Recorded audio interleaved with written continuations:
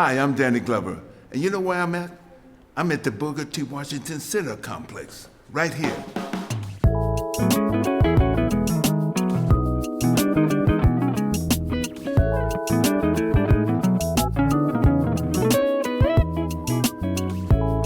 All I can say is that congratulations on the community in supporting and building this extraordinary center for community that you have now.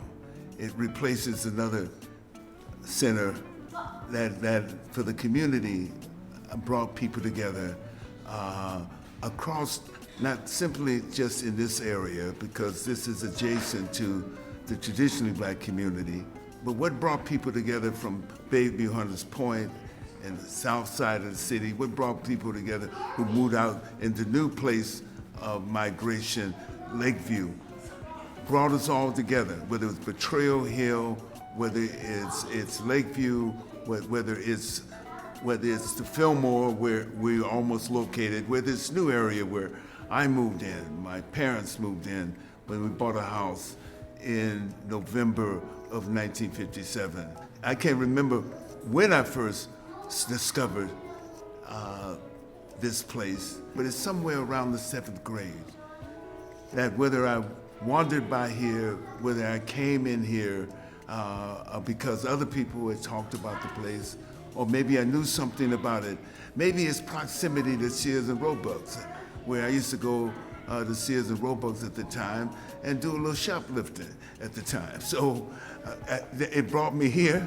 I mean, now that's some more evidence that people have on me that I'm not everything they think I am. But we used to go here and wander around here. However, I found the Booker T. Washington Center here in 1958.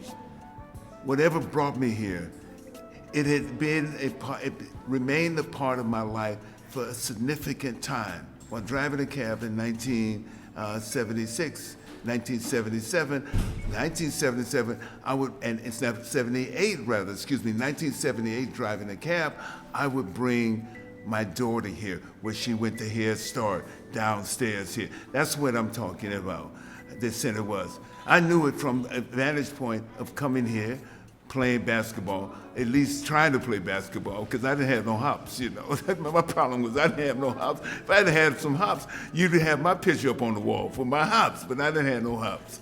And but the thing about it was coming here, or for the dances, so I didn't have no hops, and I didn't get no dances when I came here either. So I don't have any glorious history to talk about in terms of the Booker T. Washington Center, but it was here. I remember also coming here when we had meetings here. It was available for meetings when I was a student at San Francisco State, and the tumultuous times that we had San Francisco State in 1968, 1969, even 1967. What do we have here? It's a place to commune, a place to be in, a place where we felt a level of safety here, and that's the Booker T. Washington Center here. The memory for me, the iconic memory on that front right here on Presidio, right here outside the street, of walking through that door and walking through a door in which you had ownership to, or you felt ownership, or some love there, some connection there. And the roster of men and women who came here, I mean, it's huge. We talk about Lefty, we talk about Eugene here, who was there, steadiness, a really, when he was here, and remembering him as a pillar of confidence, a pillar of caring, a pillar here, was able to say to a lot of us knuckleheads, man, chill out, be cool, all right here, and was able to say that, and you paid attention, you know, because he was taller than ever you, and badder than you, and everything else. So all those things that I remember so much about this center, I'm so happy that what has happened here and what we brought here to the community, a re-envisioning of the center as its demographics have changed. The demographics and populations have changed, you know. It's not the San Francisco that I moved in the late 50s, the San Francisco that continued to thrive and thrive in terms of African Americans and their own sociological makeup and being here. It's not that same, but it serves a new purpose here. And we have to make sure that the energy, the compassion, the sense of purpose that the past structures serve, make sure that it serves and do the work that for this community, this emerging community. There are people who come to San Francisco, are born in San Francisco, like I was born in San Francisco at the old Stanford Hospital, right on Webster and Sacramento. And so I was born here. So who come here and to find it home. I still call San Francisco my home. I say it's the only place I can live. It was the amazing contribution that the Booker T. Washington Center gave to my life, focus in my life, understanding community in my life that allows me to be here and be a part of this. Now, you may find that many other people who have some notoriety and who work in city government and who work in every other capacities and who retired in some capacities have come through this and will share the same story. It is a beacon for those young people, a beacon for now for those who are seniors, a beacon for those who are asking questions about my life. It's a beacon then, it's a beacon now. And keeping it alive, it's easy for us to forget something.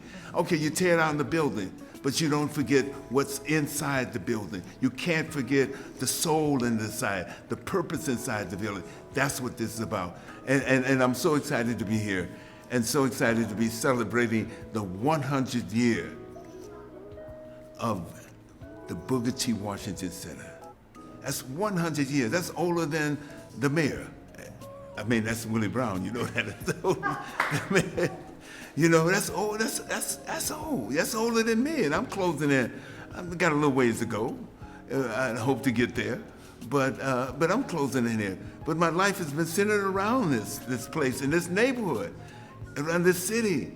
The people who work here today, they're different faces, but the same purpose, the same sense of purpose that existed then 100 years ago is the same sense of purpose that exists now. It takes contribution.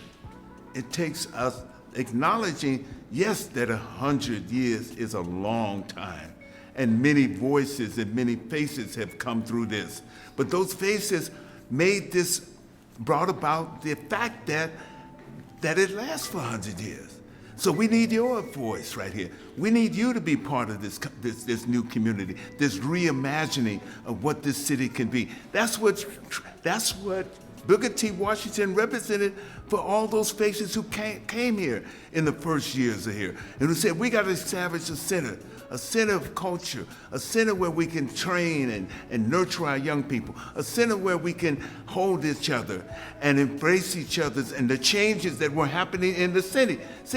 This place right here, the spot where we sit right now, where the original Booker T. Washington facility was a place that was the center of the changes that happened sociologically, politically in this country right here, and specifically in this city.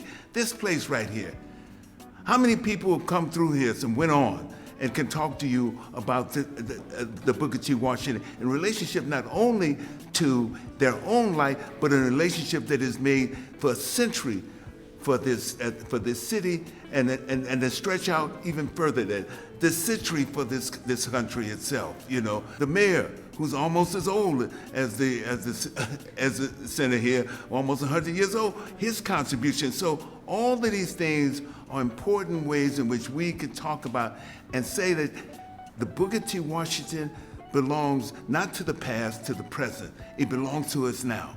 And we need to use this particular moment to raise the resources necessary to service these young kids who are behind us, to service the hundreds of kids who come in here beyond them, to service not only the present, but also the future generations as well. This is what this is about. But it needs your ongoing support.